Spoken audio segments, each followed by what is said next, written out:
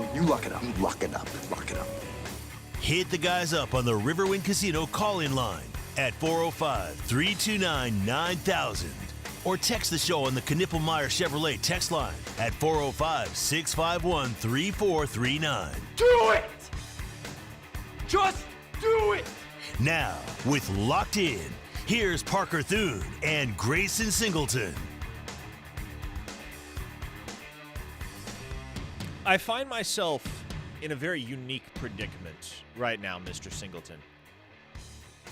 And what would that be? I have a bidet on my porch. I have no idea how it got there. Hold on. You have a bidet just randomly chilling on your porch. I have no idea how it got there. How did you find out it got there? What do you mean, how did I find out it got there? Was this something like your wife just texted you like 10 minutes ago or something? No. I discovered this while at home. Okay. There is a bidet on my porch. I did not order a bidet. I do not really want a bidet. No. Yet somehow a bidet wound up on my front porch. And I'm really not clear on what to do with it. Because my immediate thought when I get something that isn't intended for me is, I'll just re-gift it.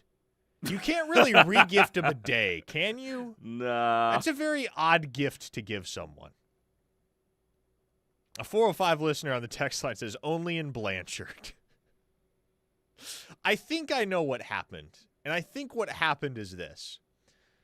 At OU Insider, we have a third-party vendor that takes care of some of our ad sales. And that particular vendor also takes care of some of the ad sales for another outlet that has been running advertisements for a bidet. I was about to ask you, what kind of advertisements y'all be running? Yes. We do not run any advertisements for a bidet. Okay. But I think perhaps the vendor may have gotten his wires crossed as to which outlet needed to be distributed complimentary bidets and sent one to me by mistake. That is my best educated guess as to the reality of the situation. Sooner Fish says, sounds like someone was tired of your... Yes. Yeah, you guys can figure it out. Brian from Maryland says, that's a perfect white elephant party gift. Ooh, that's a good call, Brian. Is. I would hold on to this until Christmas. Okay. U.S. Army Sooner says, safety tip for you, Parker, in the event you decide to try out the bidet, I recommend you bring it inside first. Neighbors might be questioning you. Thanks, U.S. Army Sooner. Sooner Boomer and Tuttle says, a bidet is a game changer. Just use it. Oh, Papa Boganowski said the same thing. He said, don't ask any questions, Parker. Hook it up and enjoy. There's something intimidating about it. There's something intimidating about the entire concept of a bidet. I don't know. It's probably irrational. You know what? I actually see where you're coming from on that.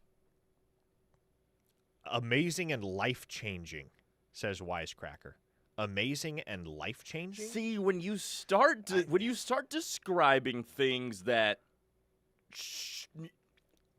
do that as life-changing, that's a little interesting. 580 Nate says, no need for dude wipes, I guess. That's true. Chris in Wyoming, TMI, adds, using one right now. Boomer.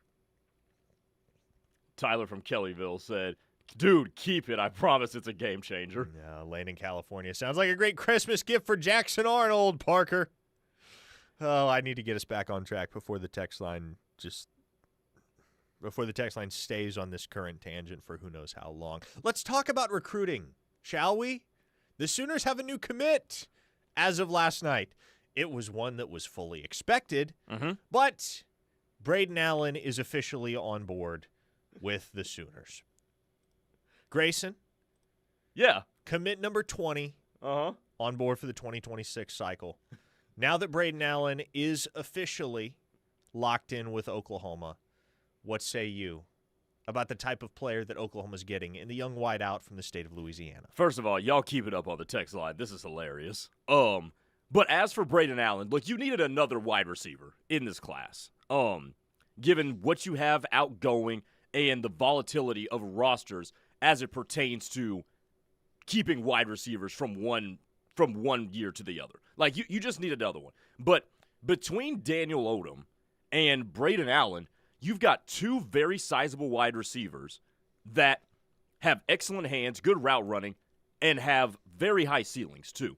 So I love the haul there. And then there's still the possibility that you could get in with Mylan Paris, who is going to be down here for an official visit at some point.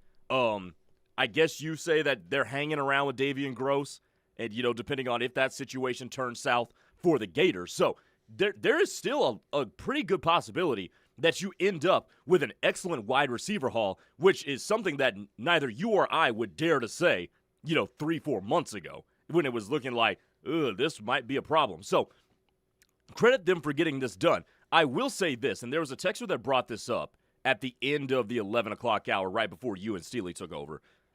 Wide receivers from Louisiana, give me all of those. Yep. Give me all of those. So, Brayden Allen, I think, is a good player in his own right. He comes from an excellent background, and pairing him with Daniel Odom as the couple of wide receiver commits right now, I think is a good start for Oklahoma with that position. How the narrative changes, right?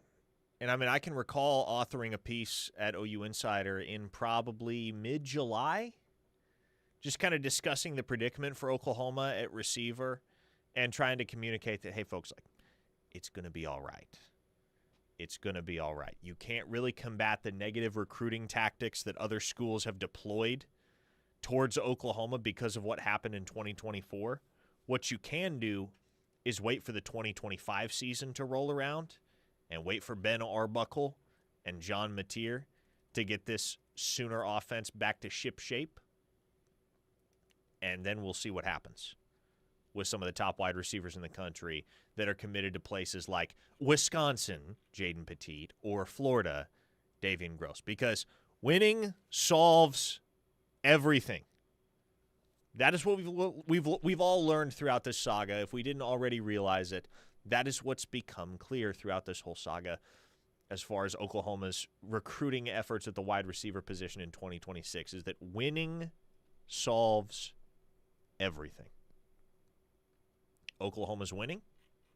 They're playing good defense. They're seeing production from multiple wide receivers, not just one guy, right? Isaiah Satania's had a good year. Deion Burks has had a good year. Keontez Lewis has had a good year. And, oh, by the way, you get Giovanni Gibson back this Saturday. And the narrative has changed in a hurry with regard to the University of Oklahoma and wide receivers. Now, I'll say this, Grayson. I might have touched on this yesterday. I spend so much time talking about OU football that I forget. Did I say it on this platform or on that platform? But if Oklahoma is indeed planning on staying in contact and continuing to pursue as many as 3 other wideouts, Mylan Paris, Jaden Petit, Davian Gross, namely, what that would lead me to believe is that there's going to be a little bit of a culling of the fold at wide receiver this offseason. Yes. Deion Burks and Keontez Lewis are graduating. Mm-hmm. Those two are out, any way you slice it.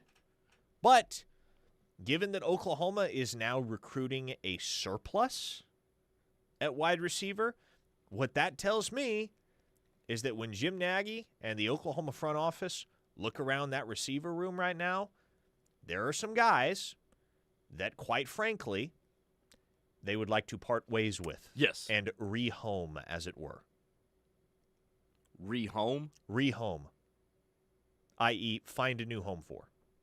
They would find a new home for the guys that they're saying. I mean, that's what you do when you're Oklahoma. Yeah, that's true. No, you're right. You're right. And part of when I talk about the volatility of retaining wide receivers from one season to the other, part of that is there will be some wide receivers that are told, "Hey, you're not good enough," and I think that is going to happen at Oklahoma. And in part, here's why you could think that it could happen too, because they're not playing that many wide receivers.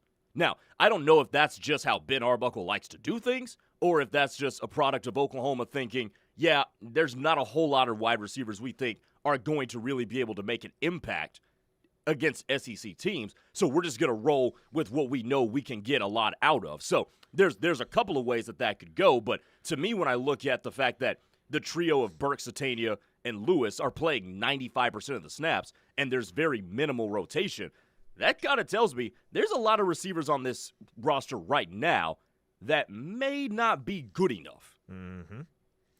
And what Oklahoma's likely counting on, too, part of the reason that number is sitting at 3 as far as current commits is because beyond the guys that are graduating, in a room that size, and Oklahoma's currently rostering 14 scholarship wide receivers, odds are there's always going to be a player or two that chooses to leave of his own volition. Yes. But 14 wide receivers is a lot. I don't know that you want to have 14 scholarship wide receivers every single year if you can avoid it. That's more than Oklahoma has had in the past. And so whether or not Oklahoma winds up landing Milan Paris and or Davian Gross and or Jaden Petit, I do think they're going to cut at least a couple of guys loose at wide receiver this offseason. And I guess the next question, the question that immediately follows is what type of trickle-down effect does that have? The potential turnover and the potential of a large class at the receiver position, what kind of an effect does that have on Oklahoma's portal pursuits at wide receiver? Because one directly impacts the other. You don't have to look any further than what happened last December. Oklahoma, a week to signing day, had 5 wide receiver commits. They signed 2. Cortez Mills flipped to Nebraska, and that was a decision that he made. But they told Grayson Harris and Marcus Harris, thanks, but no thanks. And that was because the decision amongst the staff at that point was we need to focus primarily on finding guys that can play now. We need guys that can help us in 2025. And if they can't help us in 2025, we probably should part ways.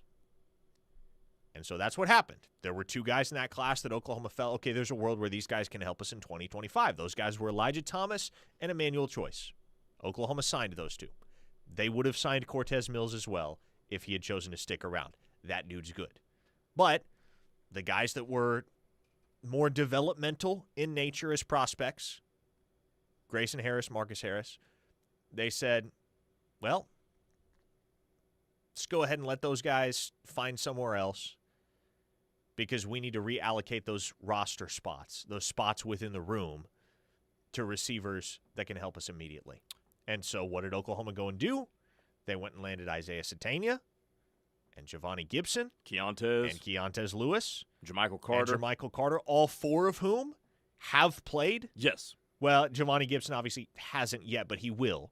And he would have. Yeah, all 4 of those guys have had and or will have an impact this year for Oklahoma. The one that hasn't is Josiah Martin. Which is where I was going to ask you is, so if they were going along the belief that we need dudes that can help us now, what was the thought process behind bringing in Josiah Martin?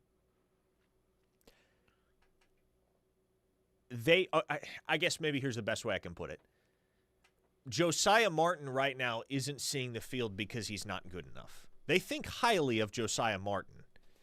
It's just more about having a bunch of guys of the same archetype and how many snaps are there to go around for that particular archetype. And so Josiah Martin is a true sophomore.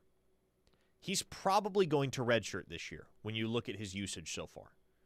And I have been saying as early as, well, end of spring ball, April, this is probably what you're going to see happen with Josiah Martin, is that he will likely redshirt so he retains the year of eligibility, and then starting in 2026, you have a guy that has 3 years ahead of him and ideally will have bulked up a little bit more because he's only 165 pounds right now.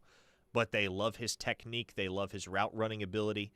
They love his physicality and his ability to play bigger than he is at wide receiver. And they think he's going to be a player. They think he's going to be a contributor. You could afford to take one guy that maybe it worked in 2025, maybe it didn't. And that's kind of what it is for Josiah Martin. He's good enough to see the field right now, but he doesn't have to. Where did Grayson and Marcus Harris end up? Grayson Harris is at Mississippi State, which makes perfect sense. because he is a Jeff Lebby wide receiver if there ever was one. Marcus Harris ended up signing with Washington. Okay. So that's what happened with those two guys. Well, that's good that they landed in solid spots. Mm-hmm. So now, again, when you look at how this receiver room is going to shape up in 26, as best we can project it today, no Burks, no Lewis. Mm-hmm. Those are the two that you have to replace. Everybody else can return, and the overwhelming majority of those guys should return, at least the ones that you would consider right now to be worthy of seeing the field, even if they're not current. Like a guy like Zion Kearney. He's seen some snaps here, some snaps there. I think the majority of the Oklahoma fan base sees Zion Kearney as a guy that can be a cornerstone at receiver for years to come at Oklahoma, even if he's not playing a major role right now, because the Sooners have dudes, upperclassmen, mind you, cemented atop the depth chart that are playing good ball themselves. So with guys like that being a year older, a year wiser, a year more seasoned and polished, those are going to be the guys that this whole thing is built around. Satania has another year. Giovanni Gibson has another year. Elijah Thomas is going to be a sophomore at that point. Manny Choice is probably redshirting, but eager to see what kind of strides those two guys make this offseason. I say all this to illustrate the point that I don't know that Oklahoma's going to have much of a need in the portal at wide receiver. They're going to be pretty stacked solid at that position in 26. We'll see how it unfolds. There may be an unexpected portal entry that shifts the calculus a little bit. But where Oklahoma's at right now compared to where they were a year ago, yeah, they needed 4 or 5 transfer wide receivers a year ago at this time as you began to project ahead to next season. They're not in that same position, not by a long shot here today. So it's probably going to be the exact inverse of what you saw a season ago, where it was a heavy portal class, light high school class. Probably looking at a heavy high school class and a light portal class at wide receiver. And that's good. And that's a good thing. That's a sign of stabilizing this thing. Speaking of which, as we stay on the topic of wide receivers, one of the aforementioned targets for the Sooners in the 2026 class is due in town this weekend. Let's discuss on the other side. Hit us with your texts, 405-651-3439. Much more ahead here on The Ref, the home of Sooner fans. Hi, folks. This is Larry Knippelmeyer here at Knippelmeyer Chevrolet in Blanchard, USA. Conveniently located just 15 minutes south of Oklahoma City and 10 minutes west of Norman. With all the talk of inflation, market crashes, and tariffs, it's no wonder we're all afraid to make that new vehicle purchase. Now, with that being said, there will probably never be a better time to purchase your new Chevrolet at Knippelmeyer Chevrolet. No price increase or tariffs on our huge selection of in-stock vehicles. Pickups, SUVs, cars, and even Corvettes, all marked down and ready to sell. Interest rates are good, used vehicle trade-ins are high, and rebates and incentives are back on most new Chevrolets. So hop in that old vehicle and come see us at Knippelmeyer Chevrolet in Blanchard, where nobody beats our deal. Or give us a call at 405-485-3333 or catch us on the web at knippelmeyer.com. Chevrolet, together let's drive. Sooner Nation, are you ready? Football season is here and new arrivals are landing daily at Balfour of Norman from your favorite brands. Whether you're dressing for game day, setting up the perfect tailgate, or hosting the ultimate watch party, we've got everything you need. Live from historic Campus Corner in Norman, Oklahoma. Shop Balfour of Norman, your home of everything Sooner. Shop in store or online at crimsonproud.com. Hey, life doesn't stop when cancer starts. After diagnosis, treatment is vital. But for some, just getting there, to appointments, chemo, or radiation, is a major challenge. You can change that. Volunteer to give rides with the American Cancer Society Road to Recovery program. Driving for a few hours of your day can make a life-saving difference for someone with cancer. Visit cancer.org/drive to learn more. as we wonder why our kids are struggling. Someone is getting bullied. As we discuss how to improve their mental health, someone is being harassed on social media. As we wonder why they're skipping school, someone is crying themselves to sleep. Knowing the signs is the best way to prevent bullying. Please just leave me alone. Learn the signs at sandyhookpromise.org. When severe weather strikes in Oklahoma, your safety depends on being alert and ready. Know exactly what to expect with your most accurate forecast. This is what's headed to Oklahoma City. Difference-making details, keeping you steps ahead. If you're in Midwest City, you have to get away from north-facing windows. Your first alert keeps you prepared and protected. Very close to Yukon. You have to be going into your tornado shelter. Tracking threats where they matter most, in your neighborhood. This is a bad situation for the south side of Norman. Trust First Alert Weather. At Wheelchairs for Warriors, serving America's heroes is our mission. With your support, we serve veterans and first responders injured in the line of duty across the United States of America, providing them custom-fit, complex rehab mobility solutions to ensure they rejoin their lives at the highest level of independent mobility and function possible. Join the mission at wheelchairsforwarriors.org.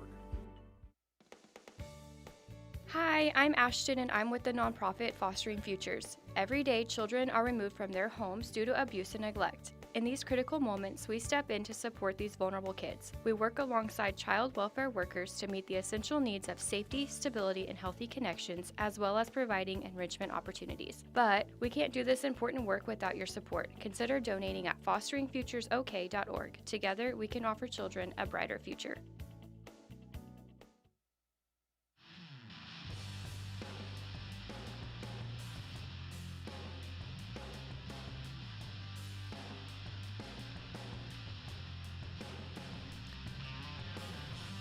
Back with you here on Locked In on the Knippelmeyer Chevrolet text line. Santa John says, Grayson, you need to subscribe to OU Insider so you can read Parker's article about Jaren Kanak. Well, Santa John, G-Freaky's got himself a sub. I am a subscriber. Dang straight. Now, everybody should be. I have not had a chance to read the article. Really? I have not. I'll tell you what. Number one, OU Insider is one of probably my most frequented website. Because I do a recruiting show and I don't have all the intel that Parker has, so I gotta save on my information. I will say one of my favorite things about OU Insider is when I get to read Parker's ridiculous column after games. That cracks me up when I read those on. I usually read it on Sunday, like maybe 10 minutes after you post it. Those things are hilarious. Oh, so you're sitting there waiting, huh?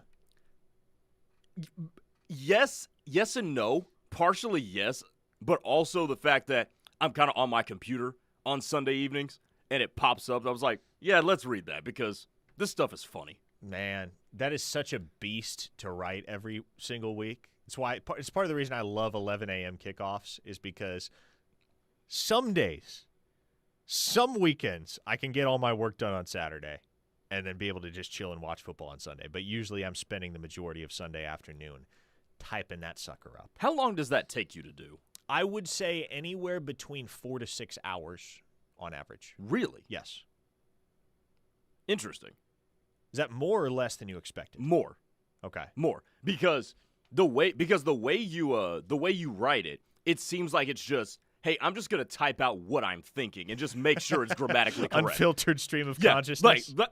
And by the way, no offense to that, too. Oh, no, it's all good. Like, I feel like that's what you're going for. Like, trying to not be so editorial as like you otherwise would be, but it's just, hey, off the cuff, off the head. So I was thinking 2.5 hours. I didn't think 4, 6. Folks, OU Insider is a great resource, and as Santa John mentioned, there is a brand new story, a 4,000-word feature as of yesterday morning, one of which I am very, very proud, enlisted the help of a couple of my good friends in the recruiting industry, Kevin Flaherty and Ryan Wallace, to help me write it. But it's the story of the former OU graduate assistant that found Jaren Kanak in Hays, Kansas, and before the rest of the world discovered him and identified him as a blue-chip prospect at linebacker, this man and this man only looked at Jaren Kanak and said, "You are a tight end." Now, at the time, he was coaching at a G5 school. Okay. And so, understandably, when Jaren Kanak got the Kansas and Kansas State offers to really kickstart his recruitment in a serious way, he was no longer going G5.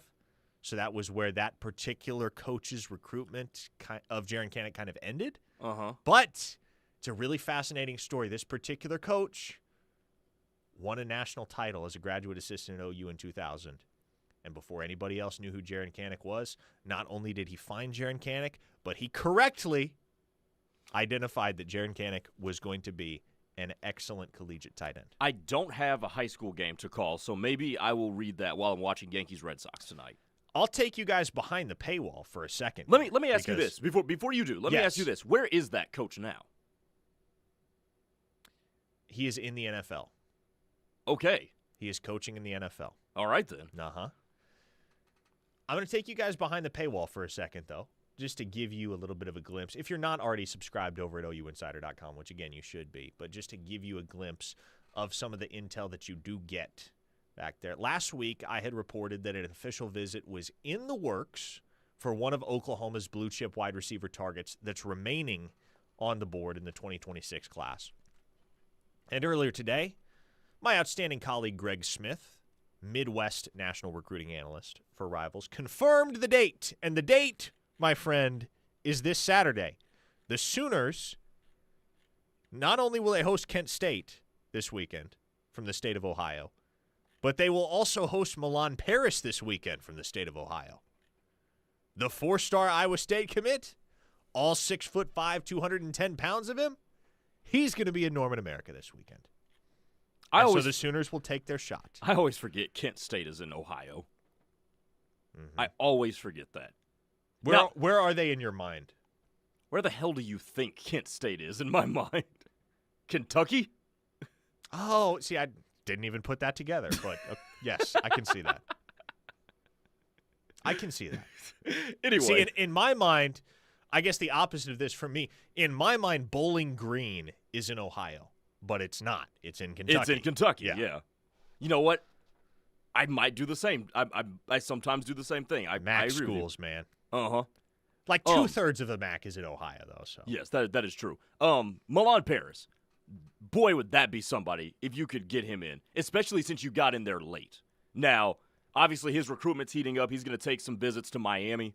That was also in the Greg Smith article that he published. Oregon has entered the mix like we mentioned yesterday. So you're gonna fight a pretty contested battle for this dude, but in terms of the film that I've watched on guys, I haven't seen a wide receiver who can elevate a quarterback more than him.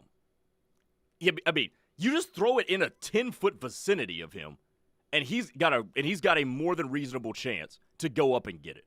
And I love his speed. He's fast as all get out for a kid that's 6'5" and the size that he is.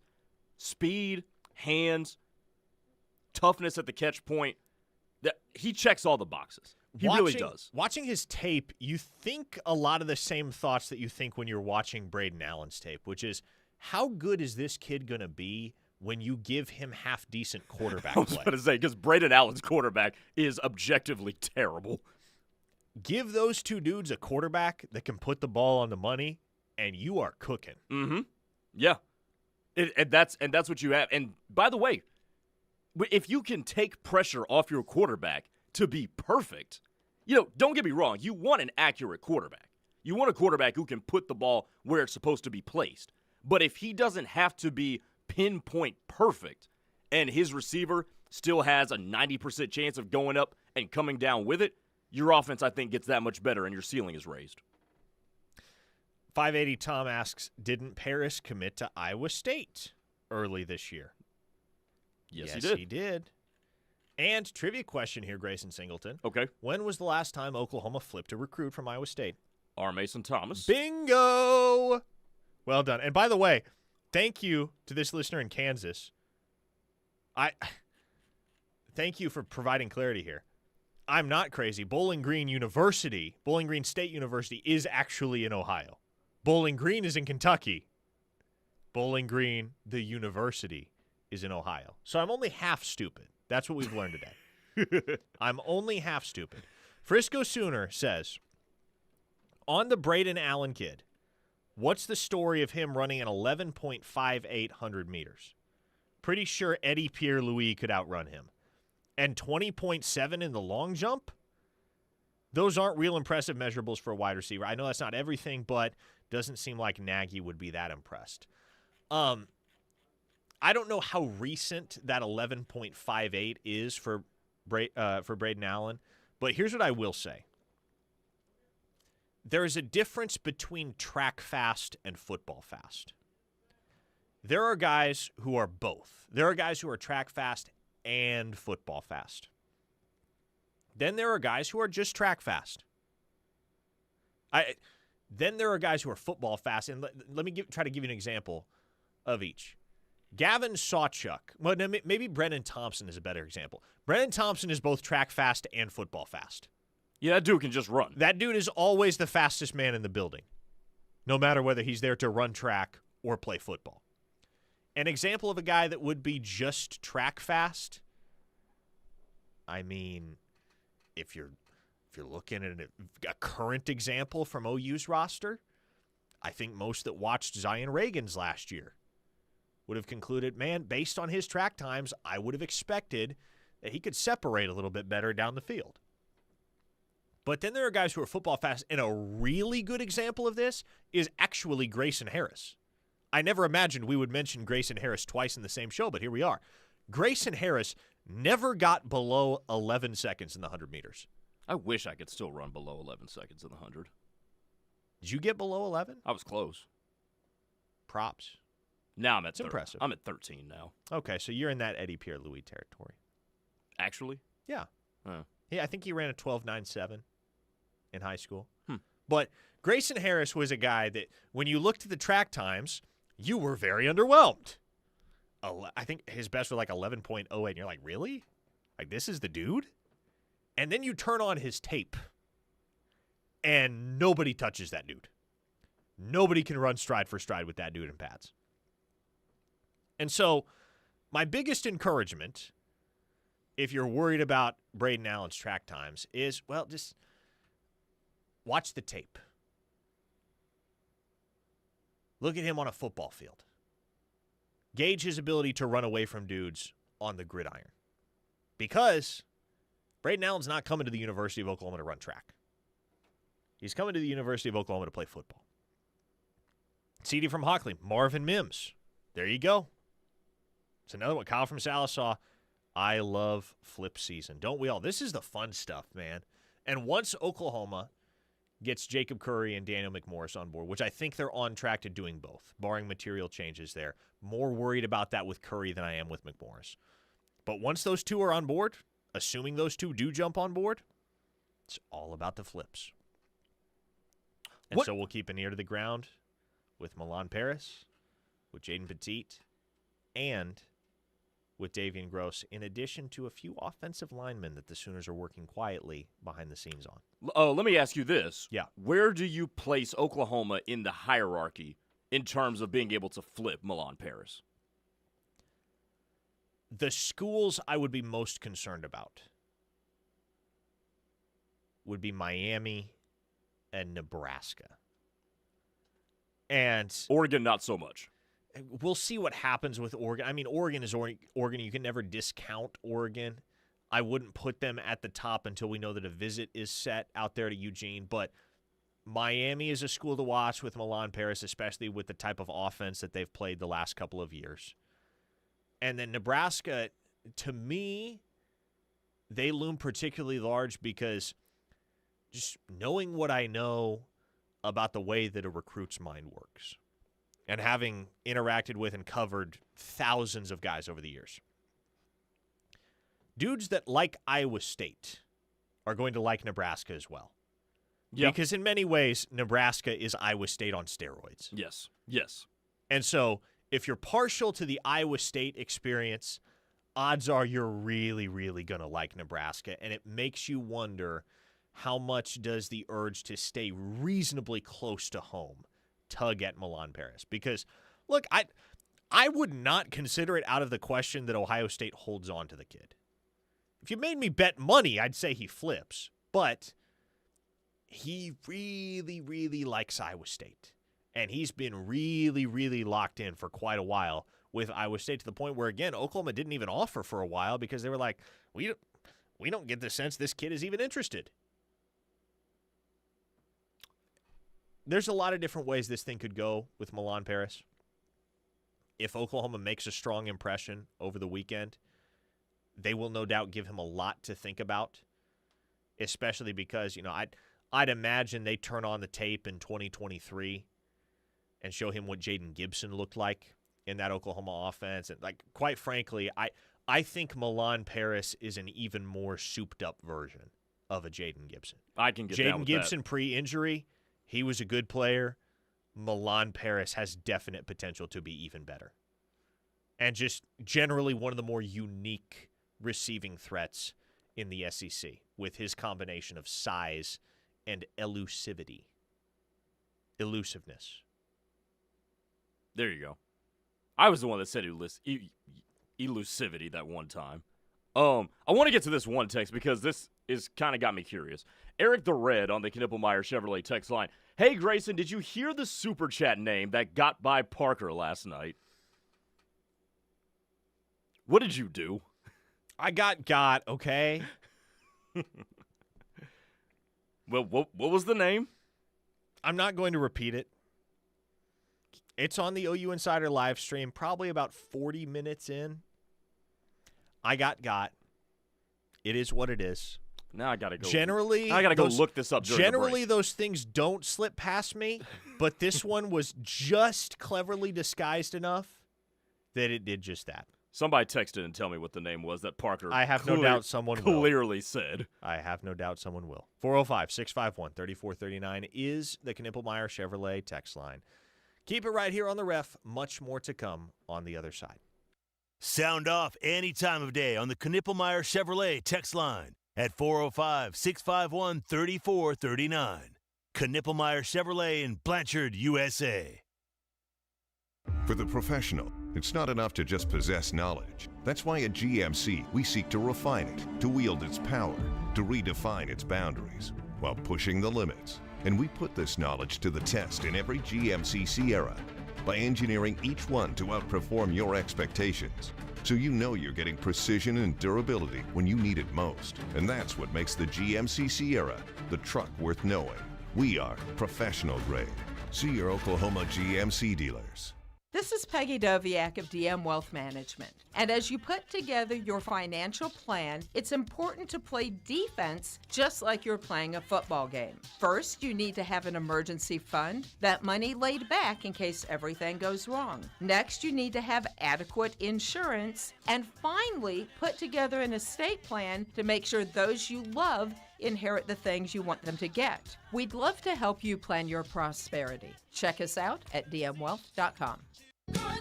It's spooky season here at Riverwind Casino. And the monster jackpots are taking over. Experience all thrills and chills on brand new electronic games. Celebrate in style as a VIP in a private suite in our Showplace Theater.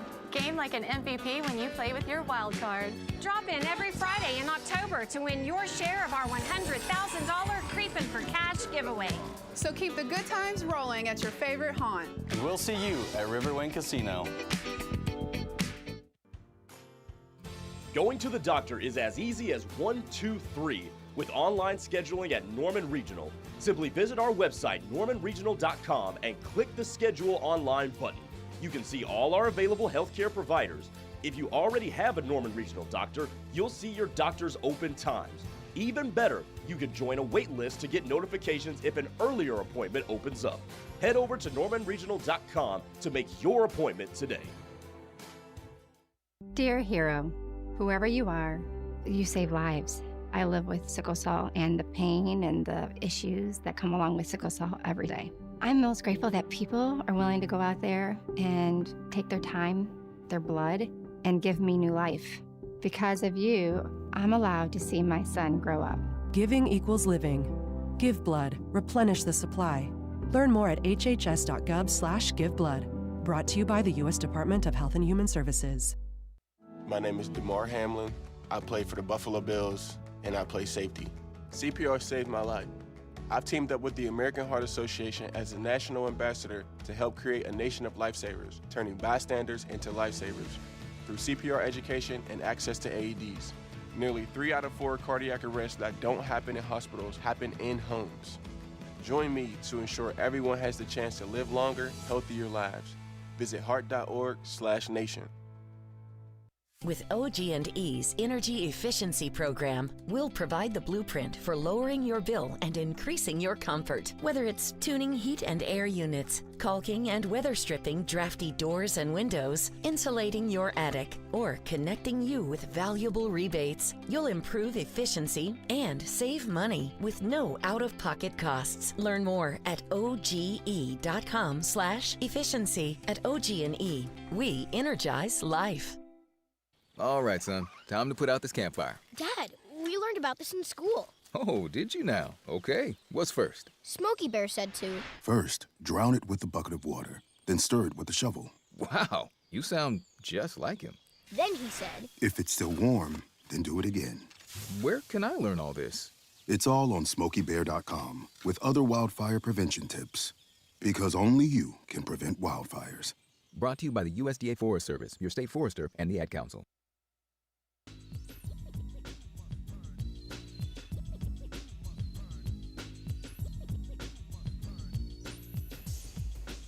Shall we seek some feedback from the audience, Mr. Singleton? Why not? Let's do it. Okay. How about this? It's our last segment of the day here on Locked In. We're going to do our Friday show tomorrow. No doubt we'll be talking about the visitor list, the guys expected in town over the weekend to watch Oklahoma play Kent State. So it's our last show of the week together in studio. So I want to make sure we get this out of the way before I'm out at OEC Fiber. It does us a little bit more good in terms of interactivity to be in the same place when we're having a conversation like this. And it's less of a conversation and, again, more of just us seeking feedback from y'all. Give us your constructive criticism of the show. What do you like about it? What don't you like about it? Ooh, what could we do more of? This. What could we do less of? Let us know. Now, we have some more subject matter we're going to dive into, but we'll certainly field your feedback throughout the segment as we wrap up here on a Thursday. And we're not going to go any further. How did you get got by that? I don't know, man. Like, bruh. If I'd thought about it for more than 3 seconds last night on the live stream, it probably would have rung a bell. But somehow it did. Just looking at it, somehow it did not. Somehow I had to say it in order to catch myself and be like, oh, okay. Yep, that's not a real name. Drum was waiting for you to say that, too. Oh, he had a ball. Oh, I bet he did. He was in riotous laughter. If you said that on a show that you and I were on, I would clip it immediately, and there would be no telling when or how often I would bring that back up. Spartan Sooner wants to know via the Knippelmeyer Chevrolet text line, 405-651-3439. Is there anything extra the staff does for recruits when they're coming during a week like Kent State instead of a Michigan-type atmosphere? I mean, no, not really. I think you understand what you're showing up for if you book a visit for the Michigan game versus the Kent State game. You know, if you show up to Kent State, what do you expect to see?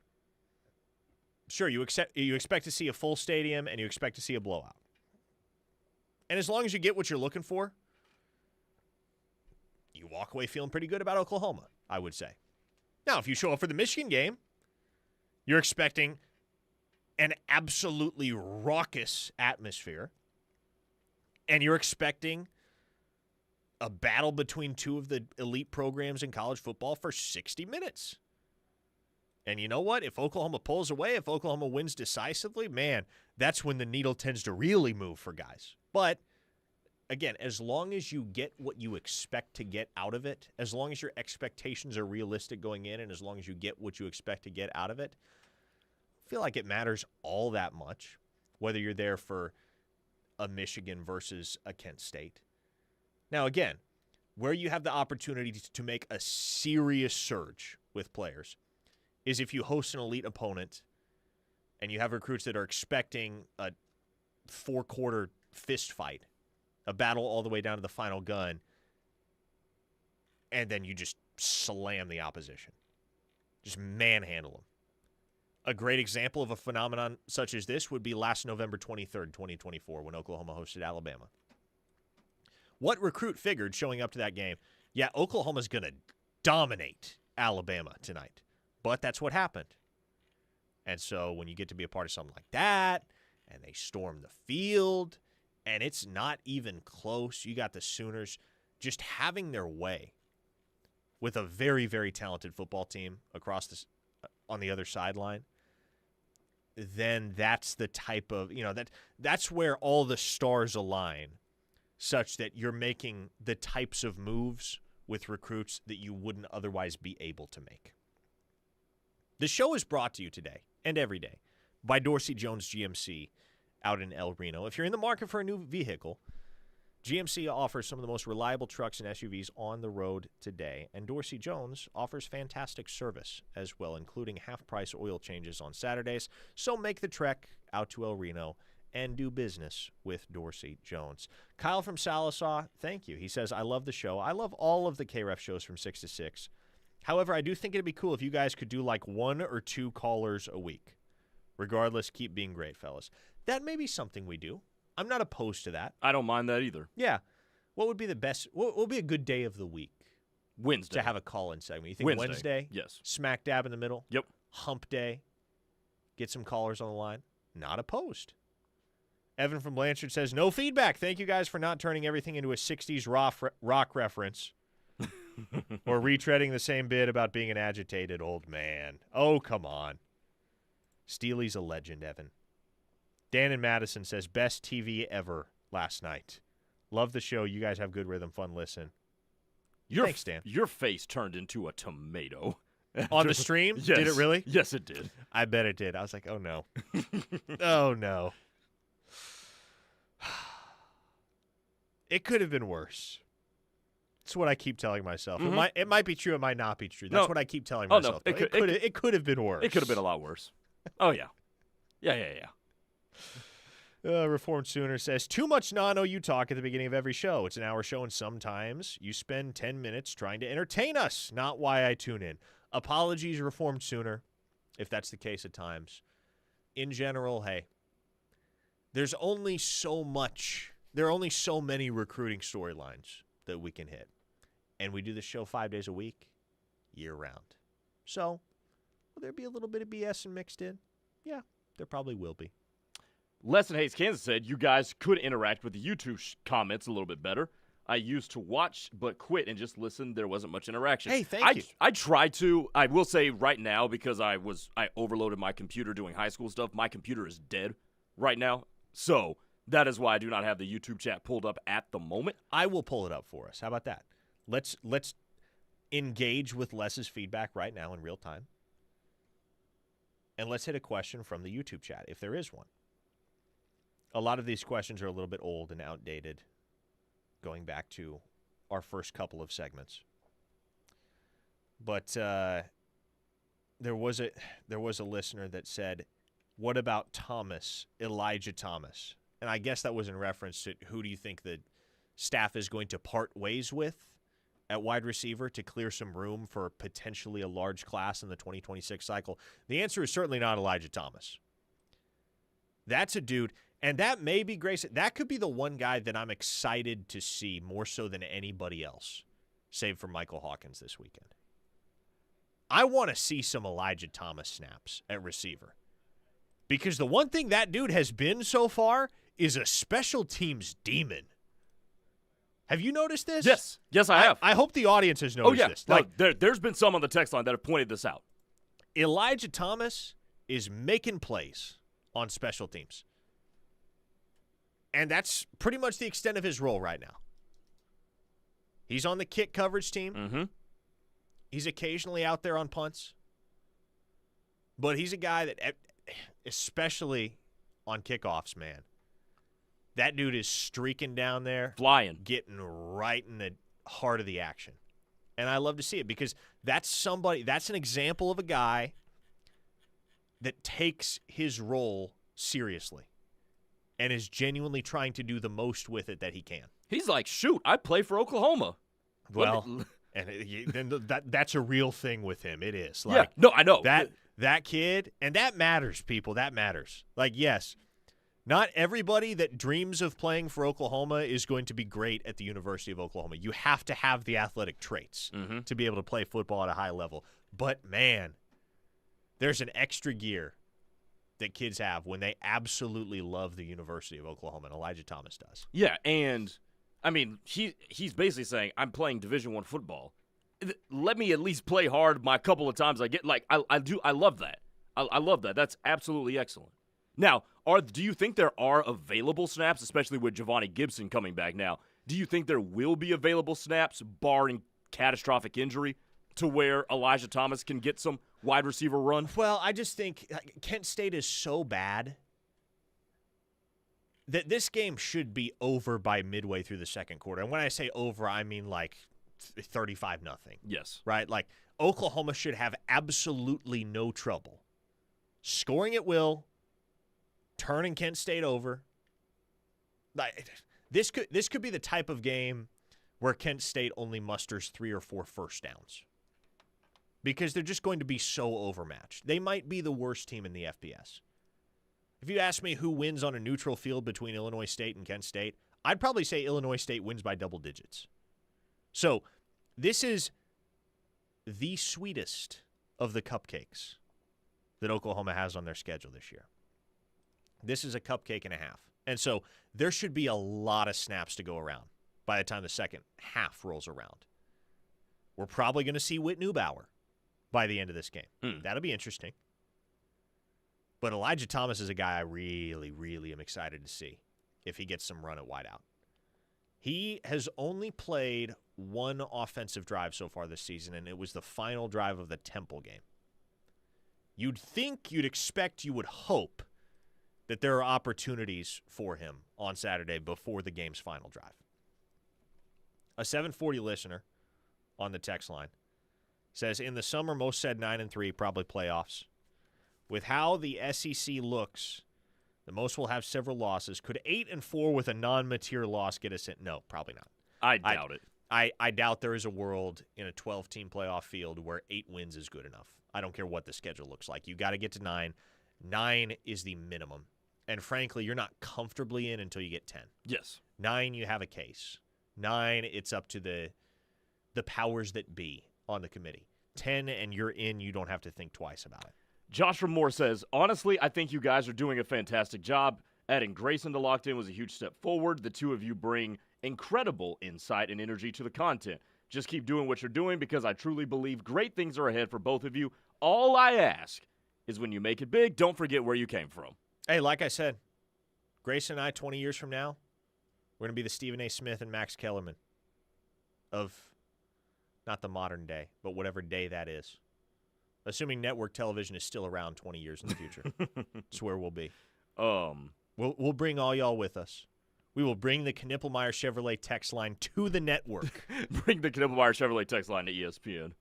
Papa Boganowski says, my show improvement, need a Grayson redneck voice. I can work on it? I don't hang out with a whole lot of people that talk like that, though. Like, I'm not around those kinds of people a lot. So I don't know where I would pick it up via osmosis. Just go hang out with Steely in the production room when you're here in the mornings. I do have things to do, but I can maybe spare 20 minutes. You can do the things that you need to do in the production room, right? I mean, that is true. Yeah, yes. Or just tell Steely, hey, come work in the office. That'd be hilarious. Steely will get your redneck voice whipped into shape real quick. The Waffler says, I love how you guys open the show with some BS, especially today. I mean... He also said, trust me, don't be a dry wiper. Which is a reference to the BS that we started the show with today. Yeah. Spartan Sooner. Who's going to be Stephen A? I don't know. I'll let Grayson be Stephen A. How about that? Why, because I'm black? Yes. Okay. There you go. You're catching on now. Good job, Parker. You and I could do morning radio with the amount of BS that we do. Oh, man. Maybe one day. 580 My Concert says, don't forget the Vienna sausage bet you got coming up, PT. I don't even remember what that bet was. I don't want to know. No part of me wants to digest a Vienna sausage in any form or fashion. And folks, on that note, we will leave you until tomorrow. Teddy Lehman and Tyler McComas are coming up on the other side. The Rush takes you all the way home. 3 more hours of OU Sports Talk ahead. We will see you tomorrow, same time, same place. Keep it here.